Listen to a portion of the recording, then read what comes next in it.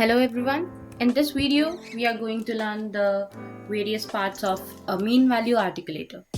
A mean value articulator, or simply articulator, is a mechanical device which represents the TMJ and jaws to which maxillary and mandibular cast may be attached to simulate some or all the mandibular movements. The purpose of an articulator is to hold maxillary and mandibular cast in a determined fixed relationship, mounting of dental cast for diagnosis, treatment planning, and patient presentation, to stimulate the jaw movement like opening and closing. It should be able to produce border and intra-border movements of the teeth similar to those in the mouth. Arrangement of artificial teeth for complete denture and removable partial denture in the absence of the patient. The requirements of a mean value articulator. The minimal requirements are: it must accurately maintain the correct horizontal and vertical relationship of patient's cast.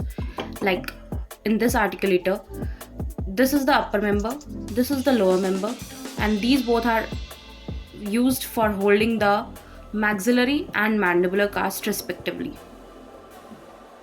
The patient cast must be easily removable and attachable to the articulator.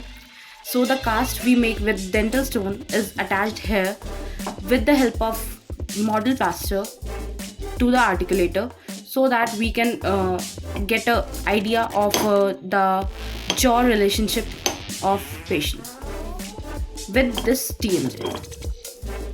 It should have incisal guide pin with a positive stop that is adjustable and calibrated. So this is the incisal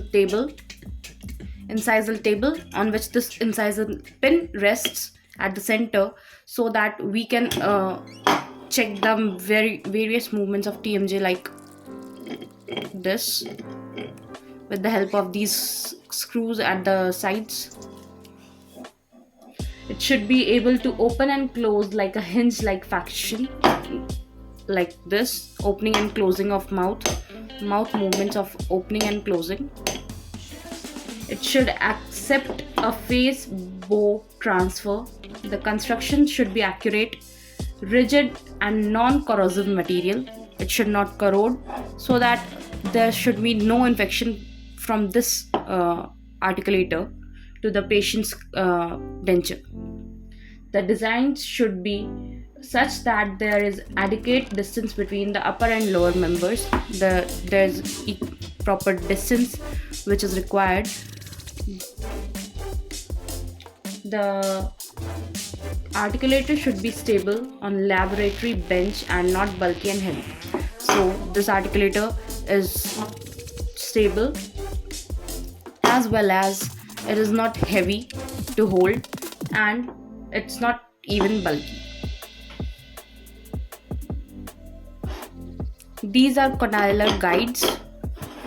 These follow the condylar relationship of TMJ and helps to move the incisal pin on the incisal table like this, to follow various right, left, lateral and protrusive movements.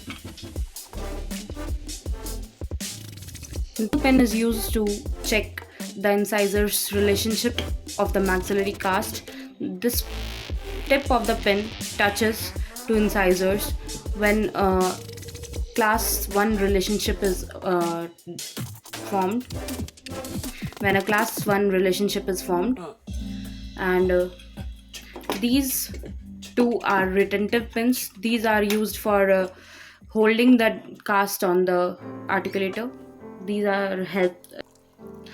helps in retention of cast to the articulator.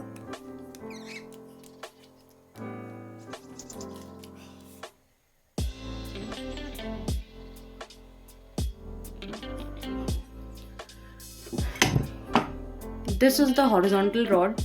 When this thread makes a triangle,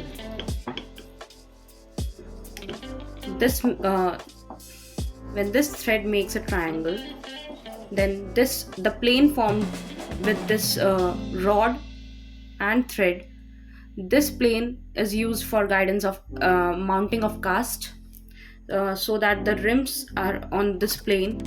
The plane formed is the plane of occlusion. Rod and thread should coincide with the plane of occlusion of articulation. So this is the horizontal rod.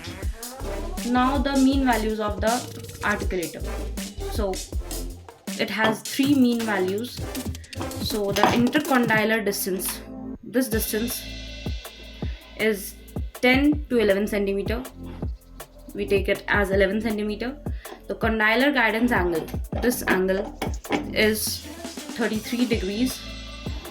Incisal guidance angle, that is this angle, is around 9 to 12 degrees. That angle of in the incisal table.